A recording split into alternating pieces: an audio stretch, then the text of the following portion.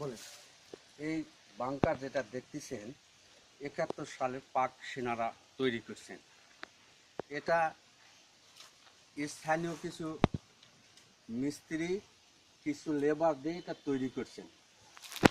তো এখান থেকে অন্য বাংকারের সঙ্গে যোগাযোগ রক্ষার্থে মাটির সুড়ঙ্গ পথ ব্যবহার করতেন ওনারা। তো আমি তখন 7 বছর আমার বয়স, এখানে আমার বাড়ি ছিল, আমার দাদি দাদা ছিল। তো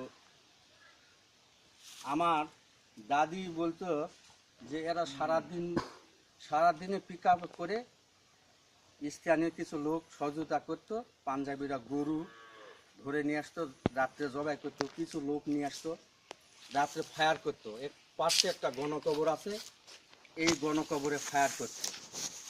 দেখা গেল যে 10টা লোক নিয়ে আসছে, সারাদিনে 10টা লোক নিয়ে আসে, রাত্রিরে 10টা ফায়ার হয়েছে। তো স্থানীয় কিছু রাজাকার ছিল, এদেরকে জিজ্ঞেস করছে যে এরা কারা। বলছে যে সারাদিন যেগুলো সংগ্রহ করে লোক নিয়ে আসে এদেরকে মারা হয়েছে।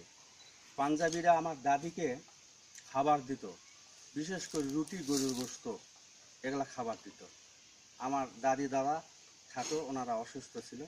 তারপর 9 মাস পর দেশ স্বাধীন হলো, আমরা এখানে আসলাম। আসি দেখি অক্ষত অবস্থায় আমাদের বাড়িটা ছিল।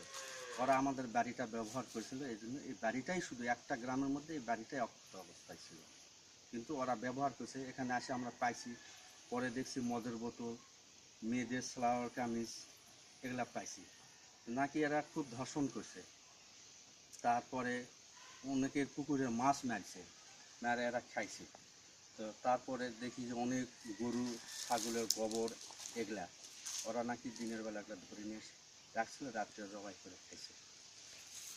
বাংকারে কি দেখছেন? বাংকারটা কেমন?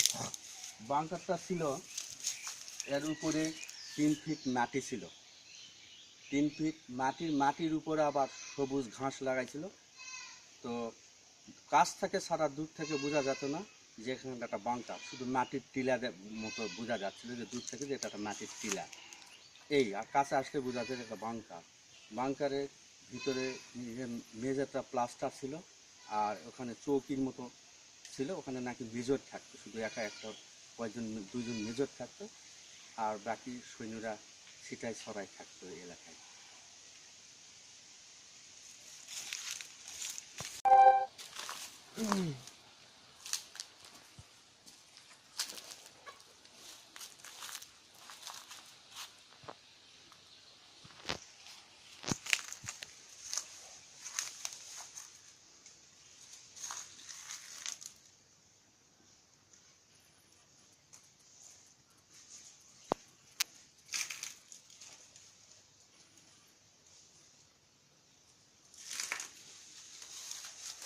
সব দিকেতেই ছোট ছিল। ওইদিকে সব থেকে ছোট আছে।